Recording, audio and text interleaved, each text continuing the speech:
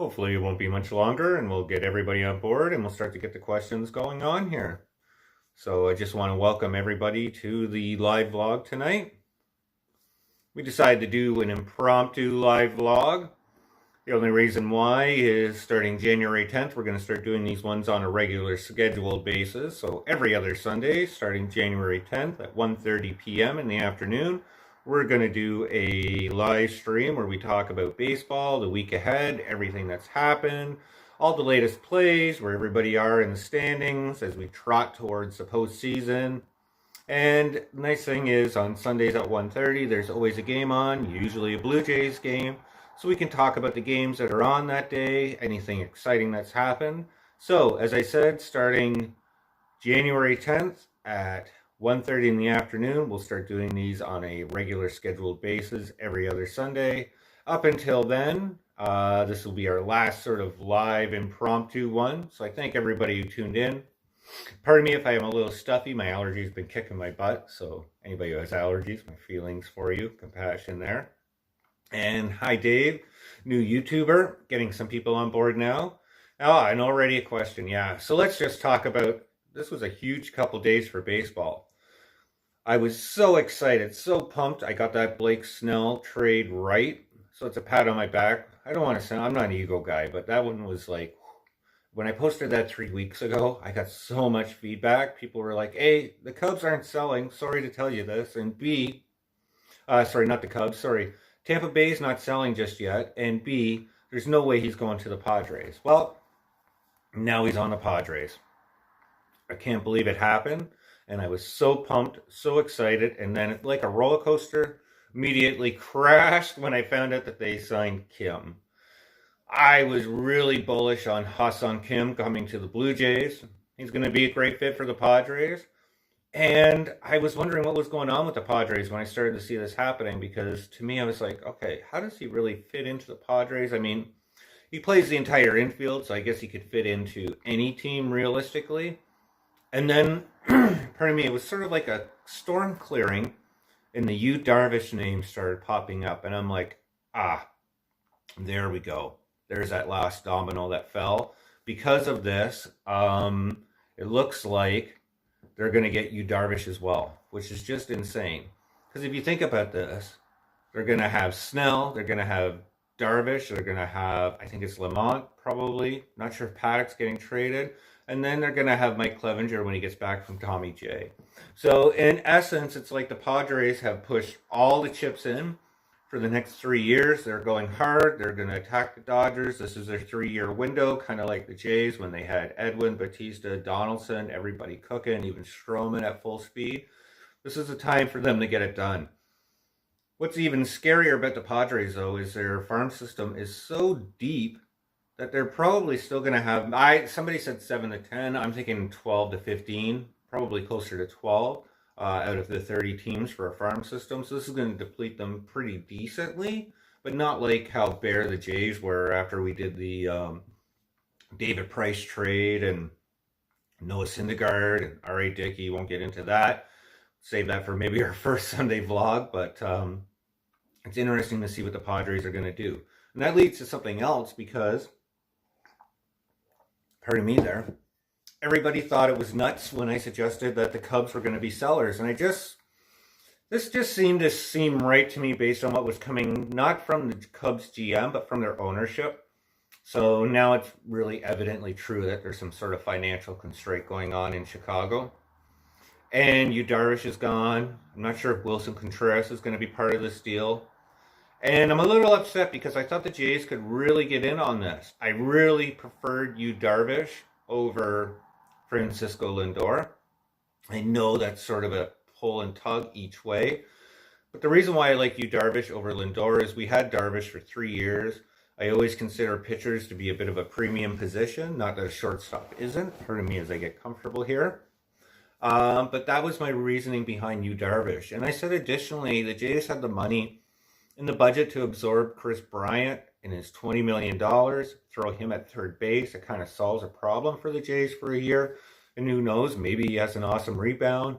Certainly would be better than Travis Shaw. So it was going to be an upgrade for the Jays either way. But that's not going to happen. So My biggest concern, and it's going to be a vlog I do coming up again, is that I think we might be going after Francisco Lindor. Nothing against Lindor. He's a superstar. I know there's a lot of Lindor fans. I don't know if this just goes back with the Blue Jays senior management and their connections with Cleveland. But my concern is we're going to trade Lourdes, maybe Simeon, Woods, Richardson, and an additional piece to get 1 year of Francisco Lindor. The Jays are a great team. They're not a team that's going to be going into the World Series. There's just a lot of better teams in the American League right now. The Jays are a great team. They can make it to the second round, maybe even the third. But what's going to happen is Francisco Lindor is going to play his year with the Jays. He's going to leave. He's going to sign a huge contract elsewhere. And now in 2022, we're at Lindor, we're at Lourdes, we're at Woods Richardson, and the other prospect. So that's why I wasn't too keen on that. Now maybe Ross and Mark Shapiro have something up their sleeve where they do the trade for Lindor and there's an immediate contract extension there. But my feeling on this, and this happens with a lot of big leaguers, is Lindor is just going to want to test the free agent market and just see how big of a contract there is there available for him. And that's the risk that the Jays have to take. And it's just too big of a risk for me. But the Padres are definitely building up. Looks like Tampa Bay is definitely in rebuild mode. Looks like the Cubbies are now going down rebuild road. Cincinnati Reds, I suspect, will eventually be going down rebuild road. And that goes into the first two questions here. And that is, we'll talk about Gray and Castillo. Obviously, Sonny Gray and Luis Castillo from the Cincinnati Reds. Everybody thought they might be going to the Padres, at least one of those two. And now with them getting Darvish and Blake Snell, I know Darvish deal isn't done yet, but it's pretty much done. I think they're pretty much done for the year. The Padres are kind of like Chicago. They might add either a rotation piece or a bullpen piece. But that's really it. So where's Sonny Gray and Luis Castillo going to go if they're not going to be playing in Cincinnati next year? Well, there's always a chance that the Yankees could go in and make a trade, especially for somebody like Luis Castillo or Sonny Gray. Both their contracts are manageable for the Yankees, and it's crazy to think that the Yankees are on a budget, but they made it quite clear that they don't want to exceed the luxury tax or exceed it by very little next season. So I could see one of them ending up with the Yankees, and maybe we get our fingers crossed and one of them end up with the Jays. I would rather take Luis Castillo over Sonny Gray, but either one is a decent piece to add to our rotation with Joe Musgrove, who I think that trade will happen, and Ryu, and maybe Nate Pearson just really arises to the MLB level and really breaks out of that sort of prospect field that he is right now. And DJ LeMahieu, does this mean with Ha-Seong Kim off the market that DJ signs quickly? Possibly. He's just such a premium player. I think he's going to be a little bit stubborn. I think he's going to hold out just as long as he can to see if there's another deal on the table. Maybe he's holding out to see if the Jays offer that 5th year. That's not something I want for DJ. He's an awesome piece. He'd be great on the Jays, maybe for a 3-year contract, but a 5-year, $100 million contract certainly scares me with DJ LeMahieu. I'd rather see him go off to the Yankees and the Blue Jays reinvest that $100 million outside of JT into somebody else, or maybe even save it for 2022 when the Jays continue to progress and be a better team. And there's a huge amount of starting pitchers on the market for 2022, and the Jays go out and sign one of them. And we'll just have to wait and see what exactly happens with that, but that's my feelings with them. And this is interesting now, because now that we know that Tampa Bay is definitely sellers, it's going to be a bull market for the American League East next year. There's just really 2 teams that are in the running. That's the Jays and the Yankees. Boston's a disaster. They don't know what they're doing. Baltimore's in rebuild. Looks like Tampa's going into rebuild for the next couple years. So if the Yankees don't go out and sign any decent starting pitching, and the Jays can capitalize on that somehow, make a trade, maybe make another big signing. There's just not a lot of big names out there left to sign. Then I think that the Jays could get that done and trade for the American League East. And I know a lot of people are talking about Sagano. I'm not too huge on him. I know maybe 2 years. I just want somebody a little bit better. And he's my prediction for tomorrow. I think he's actually, I'll let the cat out of the bag, since I even know we don't get everybody on here. But I think the Giants are going to scoop up Tomoyuki Sagano. And that's my prediction for tomorrow, and I think that's going to happen before the end of the week. So we'll just have to wait. Darvish to the Padres just happened. I'm going to have to go through tonight now and see who the Padres actually have left in their prospect system. As I said, I'm very curious if they're going to be higher than 10 with their prospect system after all these people are heading out of town. Some people said between 7 and 10 for the Padres. It just shows how deep they are. And I'm huge on the prospect systems because with this, that's how you build up and make trades to make your team successful. That's how you find your key players to really make trades around to develop. So it's kind of interesting to see the Padres just had such an absorbent amount of prospects that they could make a trade for Blake Snell. They can make a trade for Darvish and everybody else in that deal and probably still have an impactful farm system. I'm envious. Now, I guess we'll just have to ask everybody, what's going to happen now? Who are we bigger on next year? Are we bigger on the Dodgers or are we big on the Padres? I suspect those are the two teams that are going to be fighting it out. I wonder what the Braves fans are thinking about now being in the National League. Do they feel like the third kid who's just out of the loop here? Those are the three teams, obviously, that are going to be fighting dominantly for the National League next year. So it'll be interesting to see what exactly happens. So, I don't know. And yeah, as I said, somebody else is talking about Kim. I really like Kim for the Jays because he played so many decent positions. Nothing wrong with DJ LeMahieu, but DJ LeMahieu's a decade older. So what happens when age does catch up with him? Maybe he becomes a 280 hitter. Nothing wrong with that. But do you want to be paying a 280 hitter $20 million and have $100 million on the books when you could have had that type of similar production by Ha-Seong Kim for, I don't even know what the deal is yet, but I suspect it's probably between $30 and $40 million. So yeah, I think that's a misstep. I don't know what the Jays are going to do now. It'll be interesting to see. Do they go out and make a trade that we just don't know about? Do they sign one of these shortstops and move possibly Bo Bichette over to third base? I'm not saying that. Or is Vladdy going to play third base and we got Rowdy at first? I'm not sure what's happening. One name that I could see popping up for the Jays is going to be Colton Wong. He's not Ha-Seong Kim. I'm not too crazy on him. He'd be a okay piece if we had everybody else really producing at the level that they want. So we'll just have to wait and see. I mean, there is Didi Gregorius. There's Alteron Simmons out there. If you do want to go out and sign a defensive shortstop again, who's maybe not going to give you above 250 on production there, but it's certainly going to have above defense on their rating there. And again, move him to third base. And who's going to play center field for the Jays still? Is it going to be even Kevin Biggio, so we lose another infielder to the outfield to cover that deficit? Because right now with Randall and Teoscar, there's just not a great defensive outfield.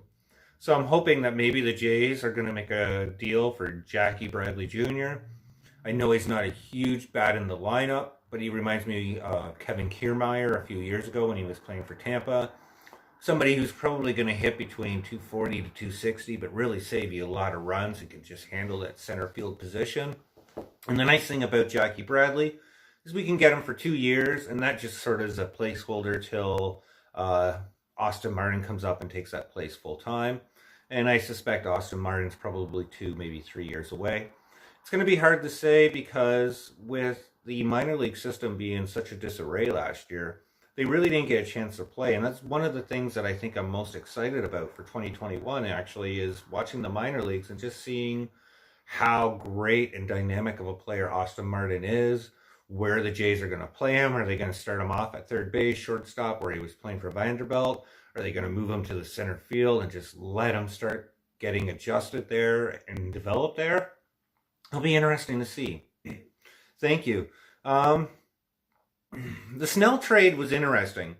What really led me to think about this was a couple things. I remember back when Tampa Bay and Charlie Morton declined that option, and I thought that was weird because I know it was, I think, $15 million if I remember correctly. But I said, well, that's pretty manageable for Tampa. And I thought he could be a dynamic for the Tampa Bay rotation. I really thought Tampa Bay was going to be going into 2021 a month and a half ago as a team to be fighting the Jays and the Yankees again with that awesome starting rotation. But there's a lot of similarities between Tampa Bay and Oakland, and I'll go into that. And they seem to trade people who are either have value and they think they have to do a rebuild, or are in their last years of arbitration and they think they just can't afford it. Secondly, there had been some sniffing a few years ago originally and some connections between the Padres and Blake Snell. So in doing that, I knew that they were interested in him to begin with. And I just thought to myself, well, with the Padres, they have a budget that was last year at 157. Snell fit in there, and it still gave them about $15 to $20 million in wiggle room. I was actually surprised that they went above that with Ha-Seong Kim and Darvish. They're probably around 165 now, so they're even higher than I thought. So it just seemed like a natural fit. And I figured Tampa Bay would want to trade Snell out of the American League, certainly out of the American League East, and that really narrowed a lot of the windows down. Ha-Seong's, I got that one wrong, unfortunately. I was close with the Jays. I thought the Padres might be interested in him, but he just didn't seem like the perfect fit. There just seemed like so many other teams that he would be a better fit for. But as I said with Ha-Seong Kim, he can play so many different positions. And then as the news started to progress today, I saw Darvish in the smoke clear, and I was like, okay, that's it. They're trading some of their infield, getting Ha-Seong Kim to make way for that person that they trade to get Yu Darvish over there. But I was really suspected that Yu Darvish was going to be traded. I said that, I think, 2 weeks ago. That's why I said the Jays should be in on him.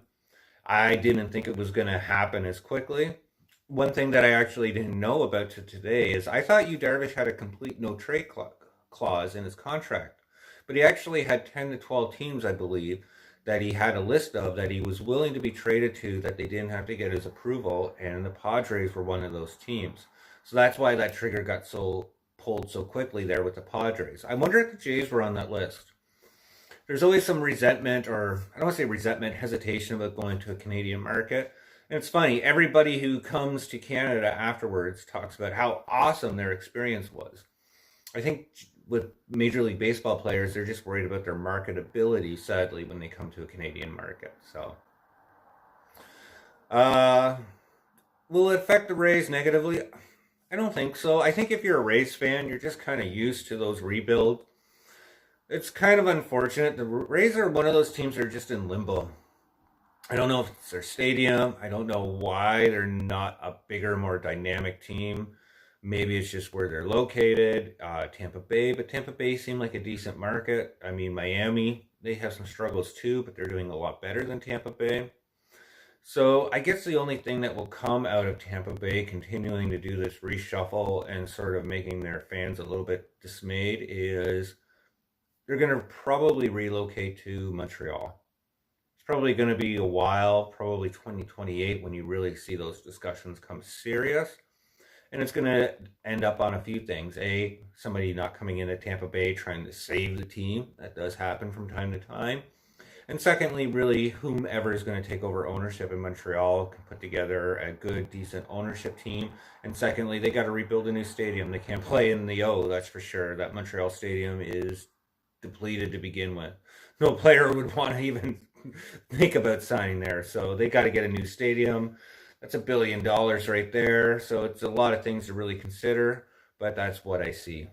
Yeah, I think the Padres can be a contender. It's going to come down to really the rotation with the Padres. I mean, they have such a dynamic starting lineup. Tatis is just, I think Tatis is what we hoped Vladdy was going to be. Sadly, I don't want to say it, but it's true. So, but the Dodgers are always the Dodgers. And you can never count out the Atlanta Braves either. They have a great team as well. And I think they're going to eventually get that Marcell Ozuna deal signed and done. So he's going to be back. Hopefully, I think Atlanta's hoping that they have a DH next year for the National League. But you'll get Marcell Ozuna's bat back in there. So Atlanta's going to definitely take a run as well. I'm not sure exactly who's going to be the contender for the National League next year, but it's going to be one of those three teams. If you're looking at the American League, that's a little bit more foggier next year. That's going to be interesting. Obviously, the Chicago White Sox are going to be up there. So we'll just have to wait and see what happens with the Jays and the Yankees. Oh, and I apologize. National League, how could we forget the New York Mets? Of course. Those are going to be another team that's up there. And for the Mets to be successful, I think it's going to come down to their starting rotation. I know I always say pitching, pitching, pitching, but they got Noah Syndergaard, who's going to be coming off Tommy J. They're going to hope that the Mets get him back and quickly and healthy as possible. They said June. If it gets into July, August, September, there's issues there that's going to hurt them. Then you got Marcus Stroman. Marcus Stroman's Marcus Stroman. I mean, I loved Marcus Stroman and hated him sometimes with the Jays. I was more of an Aaron Sanchez type of guy. I guess he was just a little bit more quieter. But you never know what's going to happen with Marcus Stroman. He could show up and be that 5.0 ERA pitcher that he was when he was trailing off with the Mets. Or he could be that 3.0 pitcher who was with the Blue Jays. So that's really what the Mets need from him. DeGrom's going to be DeGrom, so we'll just have to wait and see. Jays playing in Toronto. Well, one of the things that MLB has talked about is probably pushing the season off till May. I think that's going to happen. I feel really confident that's going to happen.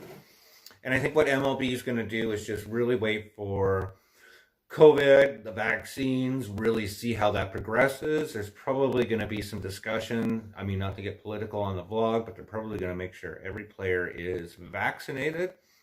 And then if you have every player vaccinated, it's going to be a discussion at the federal level of getting them in there. What I said is I could see the Jays playing in Buffalo, the season starting in May, and maybe having it May through September. Maybe we lose 30 games, maybe 40 at most. It's a 120-game season.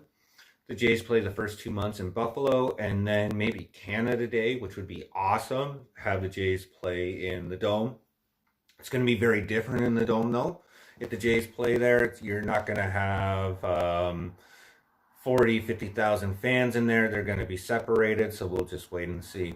It hasn't been official that there is a delayed season. It's just something that MLB is talking right now with the Players Union, and it's just something that I really see happening. It's just pushing it off just till May, just that extra month, just to give them some more comfortability with the vaccines. That's really what I see happening here. And maybe just a small delay for spring training. And again, that's just to get everybody vaccinated and maybe have spring training start something like March and giving that window for January and February for all the players show up, go through that two-step vaccination, because I think that takes like 3 weeks, and then probably some additional retesting. So you're looking at maybe up to 5 weeks before every player is even cleared. And naturally, every Major League Baseball team trying to organize that as well. Do they bring everybody into camp and just sort of put them there for 6 weeks and do the testing while they're doing the spring training and hope there isn't an outbreak? Do they do it logistically and have everybody go to where they are in their hometown? But that can get even trickier. Take somebody like Vladdy in the Blue Jays, who is down in the probably Dominican, I suspect. Wherever he is, though, I'm not saying anything against Latin America, but there could be a little bit more, adjustment or a little bit more time to get the vaccines there. So maybe that player has to come back to the United States and then do the 14-day quarantine and then there's just a lot. So that's why I see it just being pushed back a month. And I'm okay with that. And if the Jays start playing in July, I'm okay with that too. I can't wait for them to get back to Toronto. And I think the biggest reason for that is just the excitement with the fan base. But the nice thing about Buffalo at the end of the day is the Jays went in and made huge investments of millions of dollars to bring that up to the MLB level. And that's something that's going to be long lasting with the minor league teams. So that's something that's kind of nice for the Blue Jays prospects coming up. Somebody like Austin Martin, when he is playing in Buffalo eventually, will have a great facility to play with. I don't know why the Jays missed out on Ha-Seong Kim. I'm actually, I'm very curious. It's going to be one of those things where I think and I hope Ross Atkins and Mark Shapiro has another plan. My biggest worry, and I think what could be the reason why we didn't get him, is Francisco Lindor.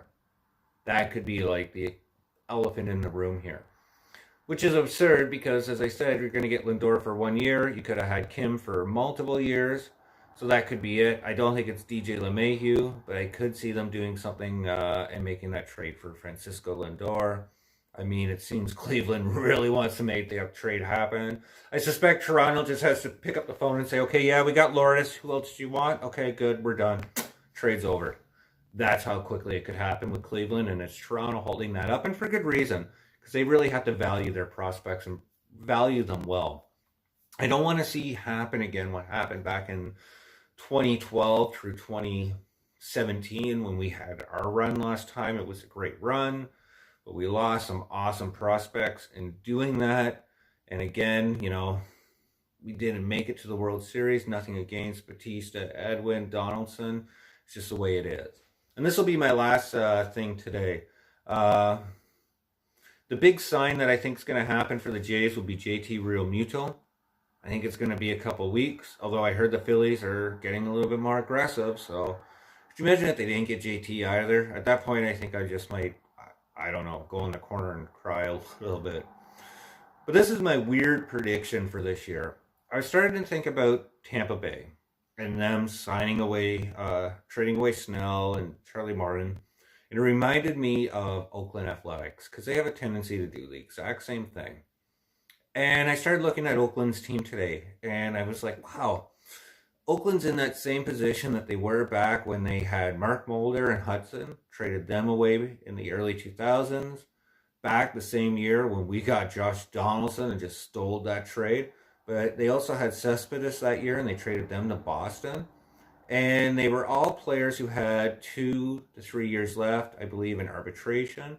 Very similar to the two Matts right now, and I mean Matt Olson and Matt Chapman. And I think what Oakland's going to do, and I just finished my vlog, so I'll tickle on this a little bit because it's going to come out this week, and then I'll leave you guys for the night. Thank you for tuning in. Is I think Oakland might make somebody up for grabs. I don't know if they're going to make it as public. Oakland's weird that way too. When they have a big trade, nobody knows about it, and then it just sort of, it happens. And I could see Matt Chapman being available for third base. That would be a massive trade and a huge haul for whatever team, maybe even the Jays, whoever got in on that. But that I could see happening. I could see them then re-signing Matt Olson at a little bit of a cheaper deal, and then maybe even trading away Chris Davis. So I think the Oakland Athletics are the next big team that's sort of sitting on that window who can make some huge trades and really just make everybody go, what is going on in baseball? It'd be cool if the Jays were in on Chapman. He'd be an awesome third baseman. I know he's recovering from hip surgery, and wait for my vlog on New Year's Eve for that, but he'd be an awesome one. But I don't think the Athletics are going to let the Jays steal away another all-star third baseman. Could you imagine if we did 2 in a row? I don't know. We'll have to wait and see. So, thank you everybody for tuning in. I just thought we'd do one today. It was just such a huge day for the Padres. It was just insane. 3 huge players in a matter of, what, less than 16 hours? Unbelievable. And as I said, starting January 10th, we're going to do one every other Sunday at 1:30 p.m. So it'll be timed. You know, we'll actually have a schedule. We'll take questions in advance, do a little bit more research, all that awesome stuff. There'll be a Jays game on or some good game on so we can talk about that week in baseball. And we'll do that every other Sunday from 1:30 until we get tired of rambling or everybody gets tired of me rambling on. Everybody stay safe. Have an awesome new year. 2021 is going to be a lot better. Knock on wood. Stay safe. We'll talk soon. Thanks for tuning in tonight, guys. Bye-bye.